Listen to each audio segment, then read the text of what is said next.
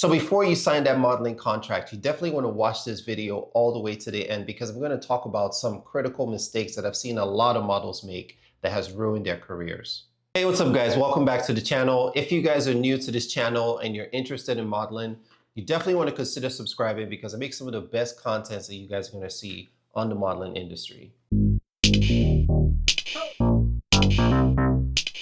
So as an aspiring model, one of the most critical steps to launching your career is to actually get represented by an agency, right?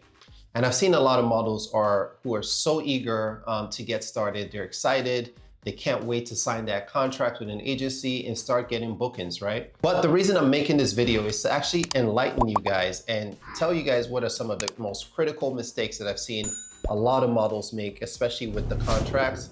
Oftentimes models are young, they're inexperienced with reading contracts, and they almost kind of feel pressured to sign that contract right away. Usually I've seen agencies give a model 24 hours to 48 hours. I've seen stuff like that, right? So they pressure you into signing this contract and not giving you the chance to read it through, ask for clarifying questions, have a second opinion, or maybe even have a lawyer look at it, right? And you're pressured into this contract that could potentially last for a long time. So let's get into it. I want to actually break down what you guys should be watching out for as you read your modeling contracts, right? You definitely want to push back on the agency and maybe question to see if there's any room for negotiation on some of these items. Number one, the first and one of the most common mistakes I've seen aspiring models make is that they go into long-term contracts with a new agency, right?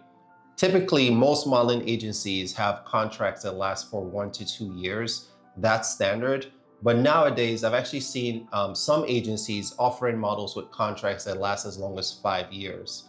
Now, this could be a good thing, but in my experience, most of the time, it ends up being a bad thing, right? Because once you sign that contract, you're locked with this agency for that period of time. So for instance, if you sign a 3 to 5 year contract with an agency, and then you end up not maybe liking the relationship with the agency, or you're not getting enough work to keep you satisfied, guess what? You're stuck with that agency for a while, right? And that's only going to take away from some of your prime years where you could be getting the most work as a model. So as you guys know, I offer modeling consultations. So if you guys have a contract that you want me to take a look at before you sign it, or if you've already signed it and maybe you're in a bad spot and you want to talk to me about what are your options and how you can get out of it, hit me up. I'll love to speak with you. Now, another thing I've seen some models do is that they make the mistake of signing worldwide exclusive with the agency. Granted, most agencies are going to offer an exclusive contract, meaning you're stuck with that agency. They don't want you to sign with another agency, so you're in a relationship with them and no one else, right? However, one thing that you guys should watch out for is what markets are you exclusive with that agency? Is it a worldwide representation? Is it national, or is it regional, meaning that it's just in your city or your states, right? That's going to be very important, because if you sign with a small boutique agency that doesn't have a wide network and they're signing you worldwide exclusive, that limits you unless the agency is planning to stand as your mother agency and find you representation in other markets beyond their network, right? So that's very important to watch out for. I've seen contracts that are structured in a way where the model is signed worldwide exclusive and the agent doesn't have a huge network beyond their territory. This is very common with African agencies, actually. As you guys know, I'm from Lagos, Nigeria. I say it all the time on almost all my videos, I feel. But yeah, I'm from Lagos, Nigeria, and I have an agency in Nigeria as well. What I've seen is that a lot of smaller boutique agencies in West African countries, they tend to represent their models worldwide exclusive, but they don't have the connections to progress that model's career beyond their territory, right? So that's going to be very important to watch out for.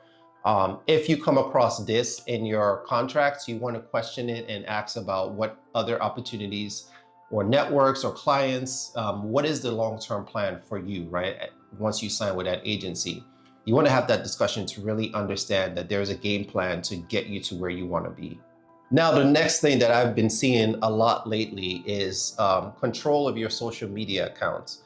A lot of agencies are putting this into their contract, and you have to make sure that it works for you. If it doesn't work for you, let's say you're a content creator like me and you also want to get represented, and you still want to have control and ownership of your creative content on social media, um, you may want to negotiate this once you come across it on the contract, right? So a lot of aspiring models who maybe don't have a huge social media presence, I've seen in the contracts where they sign with an agency and then the agency technically owns their social media accounts and whatever accounts they may create in the future pertaining to their careers, right? Now, this could be a good and a bad thing because your agency is going to monitor and sort of control your social media image and presence, if you will. Now, if you're young and you're new to the industry, you don't really have a huge grasp on social media marketing or social media branding, this may work for you. But if you have content already and maybe you're a creator or you're monetizing on some of your social media content, you probably don't want to sign this contract, right? You want to negotiate and ask for flexibility there. Now, another thing I've seen in some contracts, and this is more so common with athletes, with fitness models, and again, even with some West African modeling agencies, right? I've seen that where the agency kind of bakes in some language into the contracts that says they essentially own your image and likeness in the sense that they can monetize off your image and you can't without their expressed permission. So anything you do that involves your image and likeness, maybe a brand calls you to come represent or be a spokesperson, right? Maybe they reached out to you separately. Guess what? You have to involve your agency just because that language is within the contract. So this works for some, this doesn't work for others. If you are an actor and also a model, and maybe you got invited to a red carpet to come speak on a specific topic, or you got brand representation, your modeling agency is going to want to cut, or they're going to want to be involved, right? Because that language has been baked into the contract where they kind of control or they have a say in your in the monetization of your image, your name, and your likeness, right?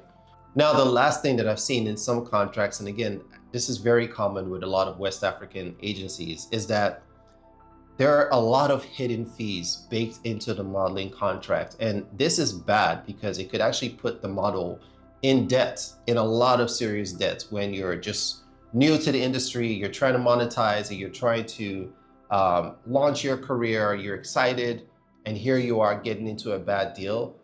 You're getting into a bad contract, and then now you find yourself in some serious debt, and you almost feel like you have no choice, you have no voice.